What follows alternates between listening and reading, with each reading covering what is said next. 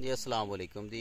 हम अभी खेतों में मौजूद हैं और मेरे साथ मौजूद हैं हामिद बेग और सलमान बेग साहब। और ये दोनों जनाब सलमान जो है ये हामिद जो है ये 9th क्लास का तालिब इल्म है। 9th के पेपर दे दिए हैं और कह रहा जी मेरे पेपर अच्छे हो गए हैं।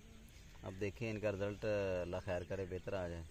सलमान साहब हैं तालीम मुकम्मल करके आजकल मैकेनिक बन रहे हैं। कौन सा काम कर रहे हैं? कार एसी का काम कर रहे हैं। तो किसी भी किस्म की कार एसी अगर आपने सही करवानी हो तो सलमान बेग साहब से रब्ता कर सकते हैं, ठीक है। और मेरे साथ हैं अब्दुल्ला साहब और इब्राहिम साहब भी हैं। और वो गाय कह रही है, भाई मेरी बात भी सुनो, ये सलमान साहब की गाय है। सलमान के वो बाबा जान भी आ गए हैं, भैंस खोल रहे हैं, ठीक है जी।